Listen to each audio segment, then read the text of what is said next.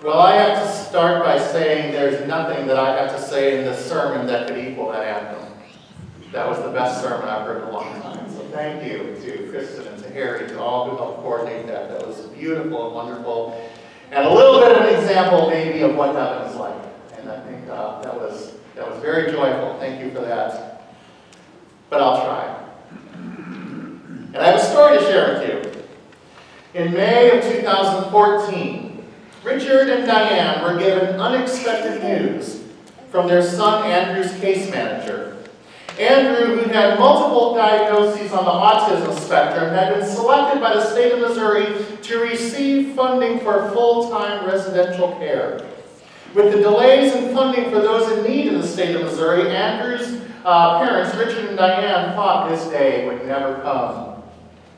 They had already been looking at long-term care facilities around the St. Louis area, a residential place for Andrew, who often exhibited challenging and aggressive behaviors. Without doing a lot of research, their initial thought was that an institutional setting was what was needed for Andrew.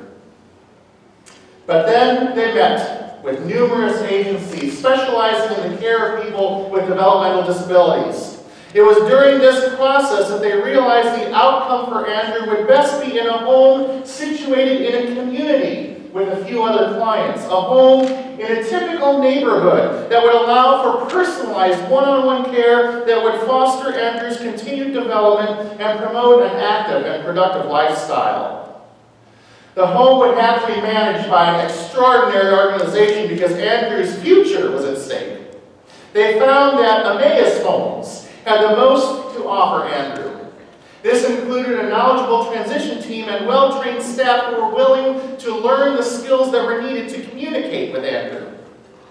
And most importantly, by living in a regular house in St. Charles County, Andrew would enjoy a lifestyle similar to the one in which he grew up, living in a suburban neighborhood with the opportunity to wave to his neighbors and be conveniently located close to shops and restaurants and other amenities. But there was one significant difference, one that Andrew's parents had only dreamed about: a newfound sense of independence. Andrew loves going to McDonald's, and his direct support professionals love taking him there. But instead of placing an order for him and paying for him, the staff have taught Andrew to use a self-service pay station with an interactive display. This technology allows Andrew to select the food that he wants and pay on his own. Andrew loves the food, but he also is filled with the joy of completing this task independently.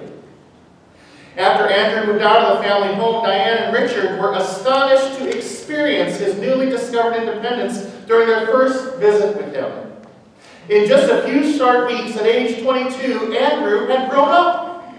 When they returned from taking him to dinner, he was proud to open the front door of his new home and invite them to come in. And later, when it was time for his parents to leave, they wondered if there would be tears, but there were none. While Andrew did not shed any tears after that first visit, there were many shared by his parents during that drive home. Not tears of sorrow, but rather tears of joy, because Andrew was home. This is what Emmaus Homes does. Along with providing above and beyond care every day, Emmaus Homes direct support professionals discern and invent new ways to assist and improve the lives of their clients and their development. This is why so many parents and families entrust the lives of their loved ones with Emmaus Homes. So today is Disabilities Sunday in the United Church of Christ, also known as Access Sunday or Inclusion Sunday. It's a day we set aside to celebrate the inclusion of all God's children, but especially those with abilities that differ than the usual, those whose abilities require specialized care or extra consideration. Although the United Church of Christ recognizes this Sunday each second Sunday in October, it is especially celebratory this year for Columbia United Church of Christ, for this is an important aspect of the open and affirming inclusion covenants that we entered into last January. This aspect of inclusion is one of the things we celebrate as an open and affirming congregation of the United Church of Christ. Our inclusion team wanted to especially lift up the inclusion of people with autism this month, since this is also Autism Month nationwide. So all month you'll be hearing stories from the inclusion team about autism awareness. But on this Inclusion Sunday, I wanted to also take this opportunity to lift up Emmaus Homes and discuss with you the inclusion that we enable through our ministries with Emmaus. Emmaus Homes is one of the agencies that Columbia United Church of Christ supports regularly through our budget and through our special mission offerings, but also through the United Church of Christ Council for Health and Human Service Ministries. We support Emmaus Homes and dozens of other health and human service agencies at the national setting. Emmaus is just one of many UCC agencies who specifically serve communities marginalized because of medical complexities. And the work we do together as a denomination celebrates this aspect of inclusion. Emmaus Homes is part of who we are as an inclusive United Church of Christ. Emmaus not only provides care, Emmaus helps achieve dreams. Brian is a client at Emmaus. Before Brian came to Emmaus, he would often travel around the country with his parents. Their travels led them to visiting almost every U.S. state, with just a few states not visited. After Brian's mother passed away in 1999, Brian and his father didn't get to travel quite as much, and after his father passed away in 2008, Brian came to Emmaus Homes to live. In 2016, he moved into an independent supported living home, a home in the community, giving him the opportunity to be more independent and interact with other neighbors. But Emmaus team members wanted to do more. They wanted to help Brian achieve his goal of visiting all 50 states. So they put together a program where he could do just that. And with one of the Emmaus Homes Board of Directors members, they completed his list and visited the remaining states. Brian is an Eagle Scout and loves to show his patriotism by raising the American flag. He initiated the idea at Emmaus Homes to hold a worship service on Memorial Day. And during this service, he carries the flag to the cemetery while others follow. Emmaus Home employs 2 full-time chaplains who minister to the clients and the staff at Emmaus Homes. They offer 2 worship services at 2 different locations on Sundays and 2 Bible studies at 2 different locations on Wednesdays, as well as being there for pastoral care and advocacy. Cindy Bum, who is one of the chaplains at Emmaus Homes and my friend, told me this story. She said that several years ago, she led the funeral and burial service for a Emmaus client. Laura, and of course her name has changed, had lived at Emmaus since she was 5 and had no living family. She'd become ill, was hospitalized, and she died while she was in the hospital. She had lived in an Emmaus Homes with 3 housemates who dearly loved her and were quite upset when she passed away. During the funeral, Laura's staff team came forward as one group and offered a tribute to her, sharing their memories and love. They were male and female, black and white, ranging in age from their early 20s to their late 60s. It was a moving moment when this diverse group shared their love for this little woman who was about 5 feet tall. Her housemates came to the funeral, but one of them had to be talked into it. The direct support professional who worked most closely with the housemate said that he didn't want to get out of bed that morning. Finally, she was able to convince him to come to the funeral. Donald was not his name, but Donald came to church, so it was his grief that kept him from coming to church that Sunday. But Donald did get up and come to the funeral, and during the last hymn, Jesus Loves Me, Cindy looked over at him.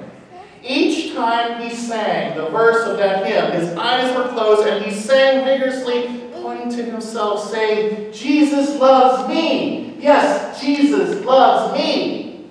It was both reassurance and proclamation. Cindy said that for her and for the other folks at Emmaus, they really experienced the realm of God during that funeral, and the clients who were able to celebrate Laura's life did that day as well. The life they shared together allowed them to bond, to develop friendships, and to grow in faith so that together together they could shamelessly and boldly proclaim the joys of Jesus Christ in such a bittersweet time. As I read today's gospel lesson, a lesson that is especially fitting for Access and Inclusion Sunday in the United Church of Christ, there are many words and phrases that stand out for me. And as I ponder them, I appreciate the mission of Emmaus Homes even more. Hearing the story of 10 lepers cleansed, I notice how this event is related to us. Jesus was on his way to Jerusalem, where he would eventually be betrayed and crucified. He was going through a backwater area of Galilee, still far from Jerusalem, when he is approached by these 10 lepers. They cry out to Jesus for mercy. He doesn't heal them on the spot or tell them to go on their way. He tells them to go and show themselves to the chief priests. And as they did, they were made clean. Now the next sentence does say that the man who returned to thank Jesus was healed, but that's the only time the word healed is used in this whole story. For the rest of the passage, the phrase made clean is how the author refers to Jesus' actions. And made well is the closing phrase. So in light of Access Sunday, our Disability Sunday in the United Church of Christ, and in light of our efforts to be more inclusive of God's diverse creation, today I ponder the differences between being made clean and being made well and being healed. How different are these understandings, and do we as God's children sometimes have the wrong expectations of what God is doing in the world? Now, you know that clean and unclean had nothing to do with hygiene in Jewish culture. It had to do with taxonomy. Everything was divided into categories. And if you were proper, you were clean. If you were improper or in the wrong category, you were unclean. Lepers were considered unclean or improper. By going to the priests and showing themselves to them, the lepers were not necessarily healed or cured or made well, but they were made clean. After faithfully embracing Jesus' wisdom and showing themselves to the priests, they were suddenly culturally acceptable. They were clean by standards of their Jewish society, but were they necessarily cured? Until I joined the board of directors at Emmaus Homes, I did not realize what a large portion of the Emmaus Homes mission is advocacy. The stories I told you earlier of clients being transformed by the ministries of Emmaus Homes are wonderful and touching. But the stories of advocacy are frankly boring. We are currently in the midst of a crisis in the care industry in the state of Missouri. A large contributor to that crisis is the hesitancy of the state legislature to provide the funding that is needed for those folks who need it most.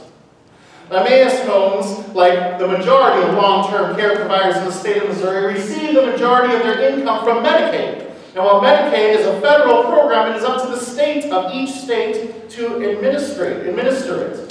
40% of the funds come from the state and 60% come from the federal.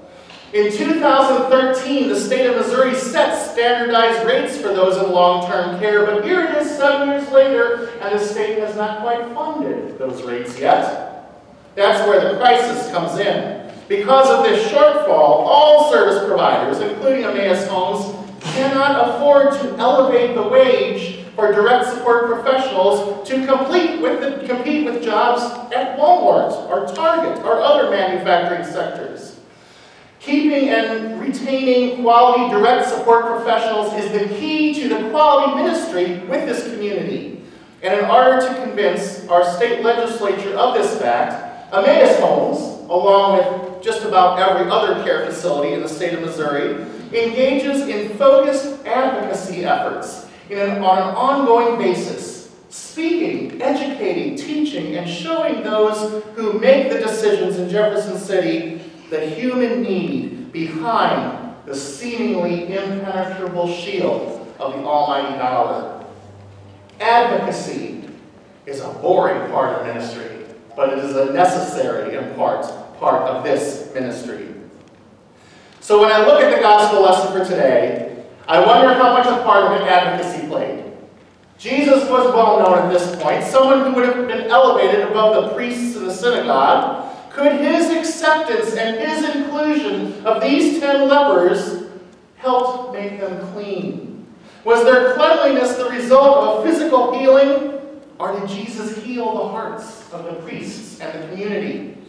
Who was really healed here? The lepers are those who had relegated the lepers to a lesser-than status because of their own hardened hearts. To be healed, to be cured, to be made well. Not the same thing. And I think sometimes we expect the wrong thing from Jesus. Do we expect a cure, or would God's glory be more evident if we were just made well? Sometimes it is more comforting to simply say, "It is well with my soul." Amen. Please rise and join